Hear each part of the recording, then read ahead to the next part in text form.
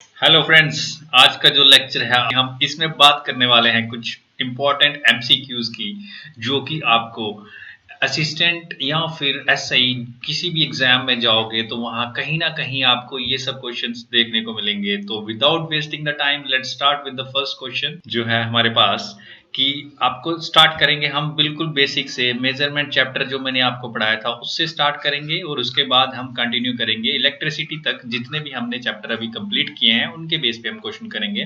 तो पहला क्वेश्चन है, which of the following systems of units is not based on units of mass length and time alone.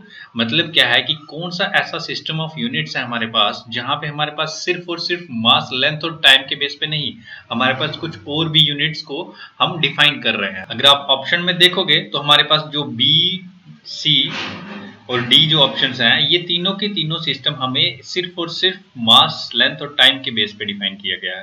तो जो option A है हमारे पास वही है right answer, which is the SI system of unit.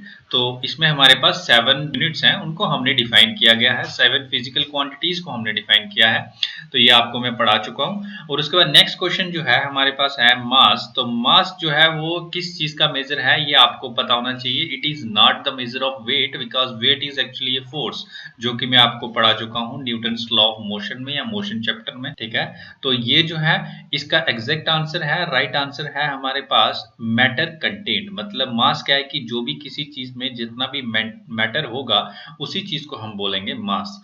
और नेक्स्ट जो हमारे पास क्वेश्चन नंबर 3 है, इसमें क्या है कि among the following the derived quantity आपको डिफाइन बतानी है, इसमें कौन सी है।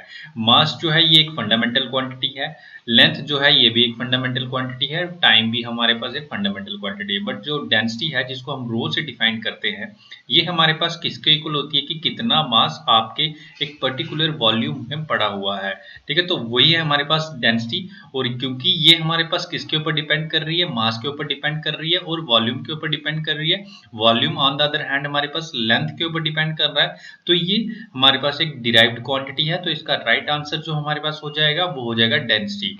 और नेक्स्ट क्वेश्चन जो हमारे पास है फोर्थ, इसमें हमारे पास पूछा गया है कि कौन सा फंडामेंटल यूनिट नहीं है हमारे पास ऑप्शन में से। तो हमारे पास सबसे पहला यूनिट जो है वो है न्यूटन, दूसरा है kilogram, then again is metre and then second. तो किलोग्राम, मीटर, सेकंड ये आपने अभी ऊपर देखा है और हमने लेक्चर में भी पढ़ा है, ये हमारे पास फंडामेंटल यूनिट्स हैं। और न्यूटन जो है वो अगर आपको याद हो तो Newton is the unit of force. तो फोर्स का यूनिट अगर न्यूटन है तो फोर्स हमने न्यूटन्स लॉ ऑफ मोशन में पढ़ा था कि force is equals to mass into acceleration. So actually force is already dependent on mass and acceleration. तो ये हमारे पास एक डिराइव्ड क्वांटिटी है और इसलिए इसका जो यूनिट है वो फंडामेंटल यूनिट नहीं है। ठीक है, तो आई होप इतना से 4 क्वेश्चन जो आपको मैंने अभी करवाई है समझ आ चुके हैं। उसके बाद जो नेक्स्ट क्वेश्चन है हमारे पास, फिफ्थ क्वेश्चन, उसमें हमारे पास पूछा गया है कि एसआई यूनिट्स में नंबर ऑफ बेसिक क्वांटिटीज जो हमने डिफाइन की हैं वो कितनी है। ये आपको अभी तक कंप्लीटली क्लियर हो चुका होगा। ये हमारे पास 7 हैं। कौन कौन सी हैं ये हमने मेजरमेंट चैप्टर में पढ़ा है। उसके बाद नेक्स्ट बात करें तो लाइट ईयर एक डिस्टेंस का यूनिट है, इसको हम कैसे डिफाइन कर सकते हैं। तो लाइट मैंने आपको ये मेजरमेंट चैप्टर में ही पढ़ाया था कि distance travelled by light in free space in 1 year. एक साल में अगर कोई लाइट है वो डिस्टेंस जो ट्रेवल करेगी 1 ईयर में, ठीक है, तो उसी को बोलेंगे हम कि लाइट ईयर। ठीक है, वो लाइट ईयर क्या है, एक डिस्टेंस है। ठीक है, नेक्स्ट जो चीज हमारे पास 7th क्वेश्चन में पूछा गया हमसे कि एक वर्कर है वो कवर कर रहा है 40 किलोमीटर फ्रॉम हिज हाउस। मान लो ये इसका हाउस है और ये कवर कर रहा है 40 किलोमीटर यहाँ से, और उसके बाद ये जा रहा है वर्क प्लेस पे। मान लो ये वर्क प्लेस है इसकी, तो यहाँ पे ये पहुंच रहा है और उसके बाद 10 kilometre towards his house back. तो उसके बाद 10 किलोमीटर ये वापस जा रहा है हमारे पास। ठीक है, तो अब बताना है आपको कि इसने कितना डिस्प्लेसमेंट कवर किया है। ठीक है, होल ट्रिप में। तो यहाँ से इसने स्टार्ट किया था और वापस आके इस पॉइंट पे रुक गया है। तो अब डिस्प्लेसमेंट अगर आपको याद हो तो ये होता है हमारे पास कि shortest distance between the initial and the final point. तो यहाँ पे फाइनल पॉइंट हमारे पास ये वाला है। तो इन दोनों के बीच में कितना डिस्टेंस है, आपको पता है कि जो 40 किलोमीटर है वो टोटल डिस्टेंस है, उसमें से 10 किलोमीटर वापस आ गया, तो हमारे पास 30 किलोमीटर हमारे पास डिस्प्लेसमेंट होगा। ठीक है, तो इसका राइट आंसर क्या आ जाएगा, सी ऑप्शन। अब नेक्स्ट क्वेश्चन है the rate of change of displacement is what. अगर आप rate of change of displacement की बात करो तो वो क्या हो जाएगा, हमारे पास वेलोसिटी हो जाएगा। अगर rate of change of distance की बात करते तो हमारे पास क्या हो जाता, स्पीड आ जाता। ठीक है, तो नेक्स्ट क्वेश्चन जो है हमारे पास 9th question, acceleration is a vector quantity which indicates that it's value. Acceleration एक वेक्टर क्वांटिटी है, ये मैंने आपको बताया था। वेक्टर और स्केलर में क्या डिफरेंस होता है, वेक्टर क्वांटिटी वो होती है जिसके पास हमारे पास डायरेक्शन भी होती है और उसकी कुछ मैग्नीट्यूड भी होता है। ठीक है, उसकी कुछ वैल्यू जो होती है। और तो इसमें हमारे पास क्या आ जाएगा कि एक्सेलरेशन जो होगी उसका डायरेक्शन भी होगा तो मैग्नीट्यूड भी होगा। अगर डायरेक्शन में एक पर्टिकुलर रेफरेंस के हिसाब से पॉजिटिव तरीके से भी जा सकती है और नेगेटिव भी जा सकता है, और उसका मैग्नीट्यूड इसमें जीरो भी हो सकता है। ठीक है, तो इसलिए हम बोल सकते हैं कि एक्सेलरेशन जो होती है हमारे पास वो हमने पॉजिटिव भी हो सकती है, नेगेटिव भी हो सकती है, या फिर जीरो भी हो सकती है। ये मैंने आपको काफी अच्छे से एक्सप्लेन किया हुआ है पीछे वाले लेक्चर्स में। ठीक है, और उसके बाद नेक्स्ट जो 10th क्वेश्चन है हमारे पास, इसमें अगर हम बात करें, एक प्लेयर है वो मूव कर रहा है एक बाउंड्री के अलोंग। ठीक है, एक स्क्वायर बाउंड्री है। ठीक है, स्क्वायर ड्रॉ कर लेंगे हम यहाँ पे। तो इसमें हमारे पास इसकी जो साइड है वो 50 मीटर की हर एक साइड है। ठीक है, तो ये जो पूरी बाउंड्री है ये कवर कर रहा है 200 सेकेंड्स में। तो 200 सेकेंड में ये पूरी बाउंड्री कितनी हो जाएगी, इसका पेरीमीटर बोल लेंगे, या फिर आप इसको इंडिविजुअली भी कैलकुलेट कर सकते हो। 50 50 50 और 50 it is equals to 200 metre. तो 200 मीटर ये कवर कर रहा है कितने, 200 सेकेंड्स में। तो मैग्नीट्यूड आपको बताना है डिस्प्लेसमेंट का कि कितनी डिस्प्लेसमेंट होगी of the former at the end of 11 minutes 40 seconds. तो उसके लिए आपको सबसे पहले पता होना चाहिए कि 11 मिनट 40 सेकेंड्स में वो चलेगा कितना। ठीक है, मान लो इस पॉइंट पे था, इधर से चल रहा है वो, तो 11 मिनट्स 40 सेकेंड्स में कितना चल लेगा। तो उसके लिए आपको सेकेंड्स में इसको कन्वर्ट करना पड़ेगा। 11 मिनट को हम लिख सकते हैं 11 into 60 plus 40, this is the total time. तो इसको हम लिख सकते हैं 700 सेकेंड्स। ठीक है, तो 700 सेकेंड्स में वो कितना चलेगा, देखो 200 सेकेंड्स में 200 मीटर, मतलब यहाँ से वो पूरा घूम के वापस इसी पॉइंट पे आ जाएगा, ए पॉइंट पे। तो अगर नेक्स्ट 200 मीटर में फिर से वो वहीं पे आ जाएगा, और नेक्स्ट 200 मीटर में फिर से वहीं आ जाएगा। तो मतलब 600 मीटर तक तो वो यहाँ पे होगा, मतलब 600 मीटर्स तक तो ए पॉइंट पे होगा। और अब इसके बाद जो 700 मीटर वो कहाँ पे पहुंच जाएगा, यहाँ से स्टार्ट करेगा तो यहाँ पे जाके इस पॉइंट पे पहुंच जाएगा। तो इस पॉइंट से अब मुझे बताना है कि डिस्प्लेसमेंट कितनी है उस फॉर्मर की। ठीक है, तो यहाँ से एक चीज और है, इसमें ये जो फार्मर है इसको आप प्लेयर कर लो। ठीक है, क्योंकि ऊपर प्लेयर का ही मेंशन किया हुआ है हमने। तो यहाँ पे तो इस पॉइंट से इस पॉइंट तक डिस्प्लेसमेंट अगर हम देखेंगे तो शॉर्टेस्ट पॉइंट जो शॉर्टेस्ट लेंथ होगी वो ये है। ठीक है, तो अब इस डिस्टेंस को हमें निकालना है। अगर इसको आप देखो, एक स्क्वायर है तो स्क्वायर के जितने भी आपके एंगल होते हैं वो 90 डिग्री होते हैं। ठीक है, तो एक राइट ट्राइंगल है यहाँ पे, सिर्फ इतने से पोर्शन को कंसीडर कर रहा हूं मैं। तो यहाँ पे 50 है, यहाँ पे 50 है। तो आपको अगर याद हो पाइथागोरस थ्योरम, तो उसके हिसाब से मैं यहाँ पे क्या कर सकता हूँ कि 50 square plus 50 square is equals to, अगर मैं इस पूरी लेंथ को मान लूँ AC, तो ये AC मेरे पास का होल स्क्वायर आ जाएगा। ठीक है, तो इसको जब मैं सॉल्व करूंगा यहाँ पे, तो AC की वैल्यू कितनी आ जाएगी हमारे पास, 5000 और उसका अंडर रूट। ठीक है, तो इसको अगर मैं जब मैं सॉल्व करूंगा तो अंडर रूट को सॉल्व करने पर मेरे पास आंसर आ जाएगा हमारे पास 50√2। ठीक है, अब इसको सॉल्व कैसे किया मैंने, मैं आपको वो भी थोड़ा एक आइडिया दे देता हूँ। जब भी आप इसको सॉल्व करो तो पहले देखो कि स्क्वायर किस चीज का बन सकता है। तो आप 50 को अलग लिख लो, इंटू 100 अलग लिख लो। तो यहाँ पे 100 है जो इसका मैं सीधे ही 10 लिख सकता हूँ बाहर, अंडर रूट 50 लिख लूंगा यहाँ पे। ठीक है, अब देखो इसको मैं कैसे लिख सकता हूँ, 50 को लिख सकता हूँ 25 इंटू 2। ओके, तो अब 25 का मैं स्क्वायर रूट कितना हो जाएगा, 5। तो 5 में बाहर लिखूंगा तो इसको 50 लिख सकता हूँ और ये अंदर √2 आ जाएगा। ठीक है, तो आई होप ये समझ आया होगा। ये सिर्फ और सिर्फ आपकी सिंप्लीफिकेशन को इजी करने के लिए। तो इसका आंसर जो हमारे पास आ गया है डी है। ठीक है, तो नेक्स्ट क्वेश्चन जो है क्वेश्चन नंबर 11, इसमें क्या है कि एसआई यूनिट बताना है आपको एक्सेलरेशन का। अगर आपको याद हो एक्सेलरेशन क्या होती है हमारे पास, change in velocity upon time. ठीक है, तो वेलोसिटी की यूनिट हमारे पास मीटर पर सेकंड और टाइम के ऑलरेडी आपको पता है सेकंड। तो इसको हम लिख सकते हैं मीटर पर सेकंड स्क्वायर। ठीक है, तो यही ऑप्शन बी है हमारे पास यहाँ पे। ओके, सो 12th क्वेश्चन जो है हमारे पास, इसमें हमें बोला हुआ है कि स्लोप, अगर डिस्टेंस टाइम ग्राफ हमें दिया हुआ है तो उसको स्लोप जो है वो क्या हमें बता रही है।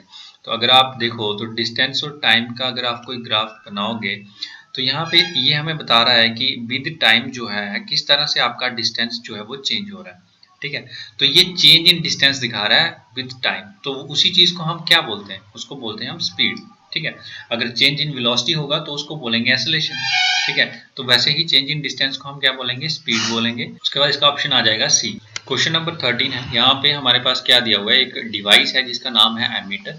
तो उसको हमें उसके रिलेटेड कुछ स्टेटमेंट्स दिए हैं, हमें बताना है कि कौन सी स्टेटमेंट सही है। तो इसमें दिया हुआ है कि it is a device, measuring device use to measure the current in the circuit. Yes it is right, क्योंकि एमीटर आपको अगर याद हो तो ये करंट को मेजर करने के लिए यूज होता है। वोल्ट मीटर अगर आपको याद हो तो हमारे पास किसके लिए यूज होता है, वोल्टेज को मेजर करने के लिए। And it is a measuring device use to measure the altitude of an object. Altitude को मेजर करने के लिए जो ऑब्जेक्ट यूज होता है उसको हमें मीटर नहीं बोलते हैं, ठीक है। ये वाला सीधे ही गलत है, ठीक है। तो उसके बाद इसका राइट आंसर आ जाएगा हमारे पास ओनली वन। 14th क्वेश्चन जो हमारे पास है वो क्या है कि consider the following statement is are related to the device of carburettor. तो कार्बोरेटर अगर आपको पता हो, ये हमारे पास एक डिवाइस है जो कि हमारे पास क्या करता है, एयर और फ्यूल को मिक्स करता है ताकि हमारे पास क्या हो सके, कंबशन हो सके, ठीक है। कंबशन से आपको क्या मिलेगा, एनर्जी मिलेगी, और एनर्जी से क्या होगा, आपकी गाड़ी रन करेगी, ठीक है। तो व्हीकल आपका जो होगा वो रन करेगा, ठीक है, जो भी आपकी बाइक है या फिर कार है। तो कार्बोरेटर क्या करता है, हमारे पास फ्यूल को एयर के साथ ब्लेंड करता है या मिक्स करता है, ठीक है, for internal combustion engine. Carburetor क्या करता है, हमारे पास blends air and fuel for internal combustion engine, okay. उसके बाद नेक्स्ट चीज क्या लिखी हुई है, it has been largely supplanted in automotive industry by fuel injection. तो ये भी हमारे पास ट्रू है, ठीक है। तो इसका जो आंसर है हमारे पास बोथ 1 एंड 2, ओके। तो इसके बाद हमारे पास क्वेश्चन नंबर 15 है, जिसमें हमारे पास है कि एक एग्जाम्पल आपको बतानी है कि कोई भी बॉडी, जो ये 4 एग्जाम्पल्स दी हैं इसमें से आपको बताना है कि कौन सी एग्जाम्पल जो है हमारे पास वो एक कांस्टेंट स्पीड बट एक्सेलरेशन को बता रहा है, ठीक है। कांस्टेंट स्पीड है बट एक्सेलरेशन भी उसमें हो रही है। तो सबसे पहले एग्जाम्पल अगर ए में देखें तो a body moving with constant speed on a straight road. अगर आप एक स्ट्रेट रोड पे कांस्टेंट स्पीड रख दोगे तो, क्योंकि देखो जो भी हमारे पास एक्सेलरेशन होती है वो किस पे डिपेंड करती है, मैग्नीट्यूड और हमारे पास डायरेक्शन के ऊपर।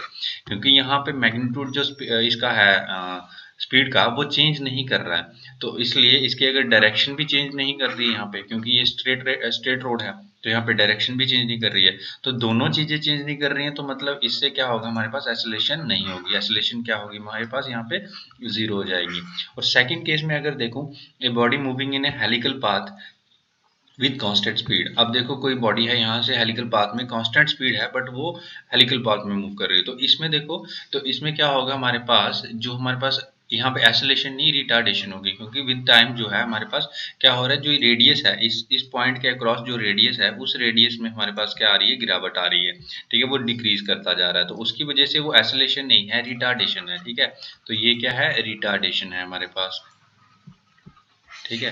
तो थर्ड जो है एग्जांपल, उसमें क्या है, a body moving with constant speed in a circular path. अगर एक बॉडी जो है सर्कुलर पाथ में मूव कर रही है कंटिन्यूअस, इसमें रेडियस चेंज नहीं हो रहा है, बट आपको मैंने बताया था कि सेंटर में रहने के लिए उसके ऊपर एक फोर्स लग रही होगी जिसको बोलते हैं हम सेंट्रीपिटल फोर्स, ठीक है। सेंट्रीपिटल फोर्स की वजह से ये क्या हो रहा है, सेंटर में रिटेन रख पा रहा है अपनी, सर्कुलर पाथ में रिटेन रह पा रहा है अपनी पोजीशन के साथ, ठीक है। तो ये जो होती है, इसमें हर एक पॉइंट पे हमारे पास क्या हो रहा था, डायरेक्शन चेंज हो रही होती है सर्कुलर पाथ में। तो ये जो चेंज इन डायरेक्शन है, क्योंकि स्पीड तो कांस्टेंट है बट चेंज इन डायरेक्शन की वजह से हमारे पास क्या होगा, एक एक्सेलरेशन होगी, ठीक है। तो वही है कि यहाँ पे स्पीड तो कांस्टेंट है बट उसके साथ साथ एक्सेलरेशन भी है। तो ये सी पार्ट जो है ये इसका आंसर हो जाएगा। लास्ट जो आप हमारे पास ऑप्शन है बी, उसमें क्या है कि एक बॉडी है मूव करिए constant speed on a straight railway track. तो ये भी स्ट्रेट हमारे पास आ गया है ऑप्शन, जिस लाइक फर्स्ट वन। तो ये भी हमारे पास नहीं, हम इसको कंसीडर कर सकते। तो इसका आंसर क्या हो जाएगा, सी पार्ट, ठीक है। तो आई होप ये क्लियर हो गया होगा सबको। तो उसके बाद जो नेक्स्ट क्वेश्चन है हम करने वाले हैं, नेक्स्ट 16th क्वेश्चन। इसमें क्या है कि relation between potential difference and current was discovered by, किसके द्वारा डिस्कवर किया था, अगर आपको याद हो मैंने आपको ओम्स लॉ पढ़ाया था जिसमें V equals to I R मैंने बताया था आपको। तो ये किसने दिया, साइंटिस्ट जो था उसने दिया था, ठीक है। तो इसलिए इसको ओम्स लॉ बोलते हैं। उसके बाद हमारे पास 17th है, the rate of flow of an electric charge is known as. अब इसके बारे में मैंने आपको बताया था इलेक्ट्रिसिटी लेक्चर में। तो इसका मतलब क्या होता है, जब अगर कोई इलेक्ट्रिक चार्ज फ्लो कर रहा है तो उसका मतलब वो क्या है, इलेक्ट्रिक करंट है। उसके बाद नेक्स्ट क्वेश्चन क्या है, SI unit of electric current क्या है हमारे पास, एम्पेयर है, सबको पता है। ओम किसका है, ओम हमारे पास है रेजिस्टेंस का, और उसके बाद वोल्ट किसका है, वोल्टेज का। और फैराडे हमारे पास जो है ये हमारे पास कैपेसिटेंस का यूनिट है, ठीक है। उसके बाद नेक्स्ट क्वेश्चन में हम देखेंगे कि हमें क्या पूछा हुआ है, the instrument used for measuring electric current. ये पहले भी हमने इसमें एक बार देख चुके हैं, तो वो कौन सा होता है, एमीटर। वोल्ट मीटर क्या करता है, हमारे पास वोल्टेज मेजर करता है। गैल्वेनोमीटर क्या करता है कि इलेक्ट्रिक करंट की डिफ्लेक्शन को बताता है, ठीक है। अब आपको मैंने बताया था कि गैल्वेनोमीटर से आप एमीटर कैसे बना सकते हो और वोल्ट मीटर कैसे बना सकते हो, ये आप अपने नोट में रिवाइज करो, ठीक है। तो पोटेंशियोमीटर क्या है हमारे पास कि जब भी हमें कोई भी सेल होंगे, ठीक है, उनकी अगर हमें ईएमएफ को कंपेयर करना होगा तो उसकी ईएमएफ को कंपेयर करने के लिए हम यूज करते हैं पोटेंशियोमीटर। ईएमएफ मतलब इलेक्ट्रोमैग्नेटिक फोर्स, ठीक है। तो ये हमने पढ़ा नहीं है क्योंकि मैग्नेटिक हमारे पास चैप्टर इसमें हमने किया ही नहीं है, ठीक है, तो उसमें आता है ये। बट ये याद रखना कि ईएमएफ को मेजर करने के लिए होती है, ईएमएफ को कंपेयर करने के लिए होती है। अगर दो सेल है हमारे पास तो उनकी ईएमएफ किस तरह से है वो मेजर करने के लिए होती है। और साथ में इसके हमारे पास क्या ये मेजर करता है, इंटरनल रेजिस्टेंस मेजर करता है हमारे पास, किसकी, इंटरनल रेजिस्टेंस ऑफ सेल। ये भी आ गया, ठीक है। और उसके बाद हमारे पास साथ साथ में इंटरनल रेजिस्टेंस और हमारे पास पोटेंशियल डिफरेंस भी मेजर करता है अक्रॉस रजिस्टर, ठीक है। जो ये सेल के सेल में जो रेजिस्टेंस होगी और उसका रजिस्टर जो है वो उसका पोटेंशियल डिफरेंस और इंटरनल रेजिस्टेंस ये सब मेजर करता है पोटेंशियोमीटर। और बेसिकली इसका काम क्या है, ये ईएमएफ को कंपैरिजन, ईएमएफ के कंपैरिजन के लिए यूज होता है, ठीक है। क्वेश्चन नंबर 20 क्या है हमारे पास कि amount of work done in joules when one unit electric charge move from one point to another in an electric circuit. तो आपको ये एक तरह का डेफिनेशन पूछा गया है कि अगर आपके पास एक यूनिट चार्ज है और एक दूसरा यूनिट दूसरी पॉइंट है, ठीक है, तो यहाँ से इस पॉइंट के लिए जो काम करना पड़ेगा इस चार्ज को मूव करने के लिए, उस काम को हम क्या बोलेंगे, ठीक है। तो उसको अगर आपको याद हो तो इसी चीज को हम बोलते हैं पोटेंशियल डिफरेंस, ठीक है। तो आप ये अगर इलेक्ट्रिसिटी के नोट्स देखोगे वहां पे मैंने आपको बहुत अच्छे से एक्सप्लेन किया हुआ है, ठीक है।